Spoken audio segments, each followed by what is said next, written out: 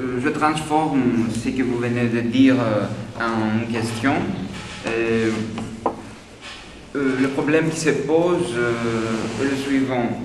Comment les corps insèrent-ils dans la sexualité? Quelle est la relation entre les corps, la personne et la sexualité?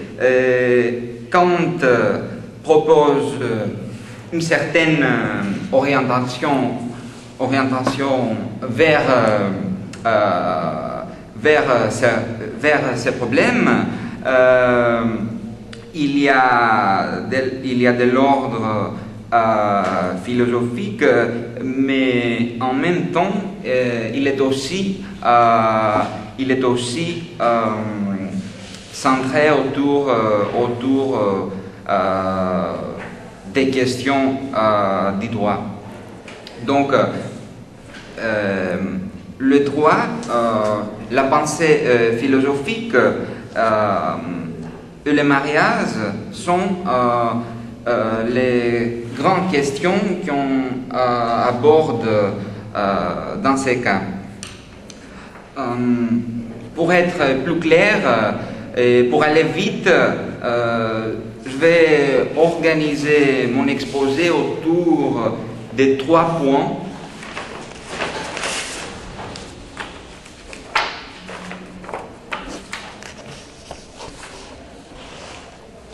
C'est ça. Le premier point vient de Jacques Lacan. C'est ça, excusez-moi, ne participe à l'histoire que les déportés. Oui, oui, c'est ça. Qu'est-ce que ça veut dire que les déportés? C'est les personnes qui sont exclues. Les personnes qui sont exclues. Oui, que les déportés. Oui. Mais quels déportés? Les déportés dans des camps? En général. Il parle précisément de Joyce. Et donc, il traite la question de l'histoire qui n'est qu'un cauchemar. Donc, ça se trouve dans Saint-Paul? Non, oui, ça se trouve. Saint-Paul. Joyce, c'est de Saint-Paul. Oui, si, c'est ça. C'est bien ça. Oui, c'est ça. Donc, le premier point vient de Jacques Lacan, d'un exposé qu'il a fait à la Sorbonne suite à une invitation de la part de Jacques Aubert. Donc, Lacan dit: ne participe à l'histoire que les déportés, puisque l'homme a un corps, c'est par les corps qu'on l'a. Voilà. On trouve chez Lacan une certaine problématisation qui concerne les problèmes de l'histoire à propos de Joyce, qui porte aussi sur les corps. Donc, la question de l'histoire est prise sur ce que Joyce avait souligné, que l'histoire est un cauchemar. Donc, il s'agit, pour être précis, d'une déconstruction de la notion courante d'histoire qui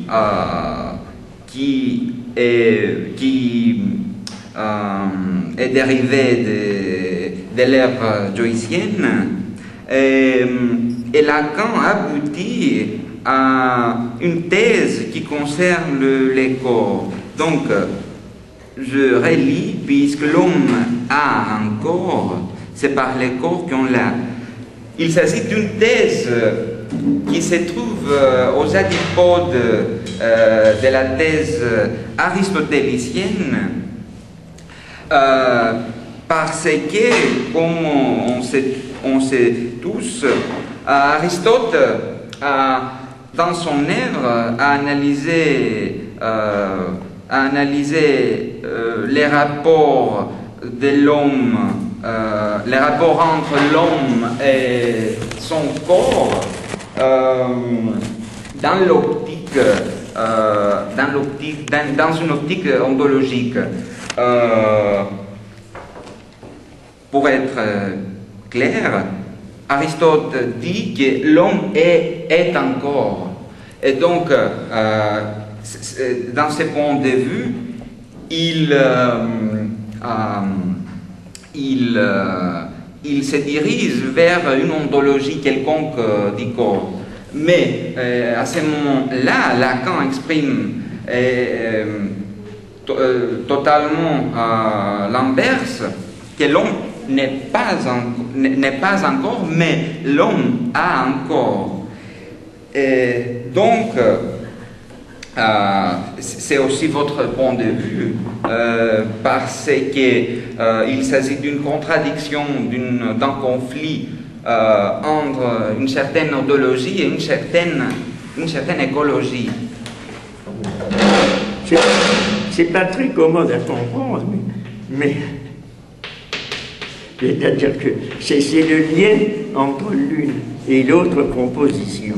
Ne participe, c'est intéressant d'ailleurs, ne participe à l'histoire que mais c'est l'absence de contexte qui empêche un peu de saisir très bien quelle est la pensée de Lacan, qui est une pensée forte, très certainement, parce qu'elle est étrange, donc elle sollicite, elle porte à penser, mais c'est très difficile de fixer cette pensée, surtout l'exclusion. Ne participe à l'histoire que les dépenses. On voit bien, c'est-à-dire on voit vaguement, c'est-à-dire que ça se relie à des choses. Effectivement, cette relation au comment le déporter, c'est quelque chose d'affreux. C'est des gens que l'on saisit par leur... On ne se contente pas de leur imposer des choses, mais on saisit leur corps, simplement, et on les transporte. C'est le moment où l'acte, où la relation au corps, du pouvoir au corps est la plus violente et la plus imparable. C'est quelque chose qui a intéressé beaucoup d'ailleurs Foucault, puisque Foucault, une fois, il était allé protester contre la dernière des exécutions qui avait lieu en Espagne, les exécutions sous le régime de Franco. Je ne me rappelle plus, c'était une question très célèbre, très connue. Il y a eu une exécution capitale qui a eu lieu, et je sais que Foucault était parti. Là, je l'avais vu, j'ai dit pourquoi tu y vas, c'est complètement inutile, vous serez immédiatement refoulé par la police.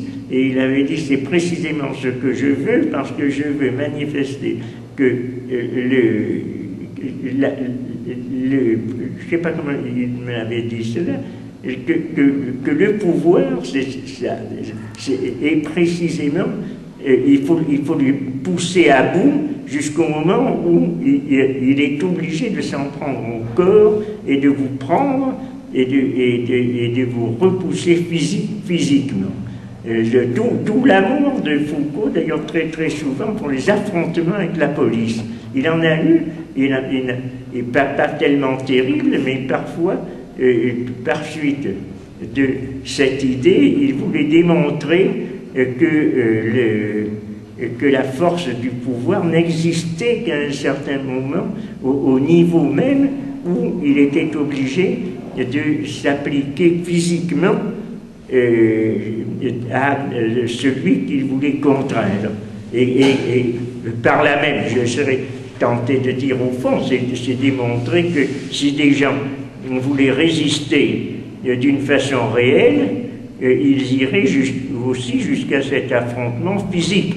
Mais que toujours le pouvoir triomphe, justement parce que on évite l'affrontement physique et on s'incline en acceptant ce qui vous est imposé. C'est absolument certain. Donc, on pourrait dire que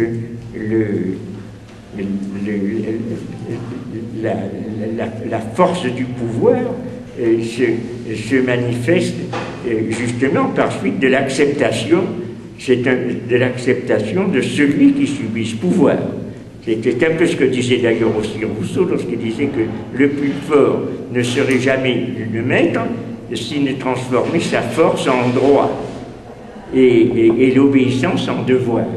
Donc il y a un moment où l'on s'incline devant quelque chose parce qu'on ne va pas jusqu'au fait de pouvoir résister par le corps à un pouvoir et le forcer à manifester sa force au niveau de cette contrainte des forces physiques. Mais alors, puisque l'homme a un corps, c'est par le corps qu'on l'a pris, c'est-à-dire que la présence du corps introduit quelque chose qui, évidemment, est d'un ordre tout à fait différent de celui de l'ordre rationnel qui est celui qui est un engagement des personnes.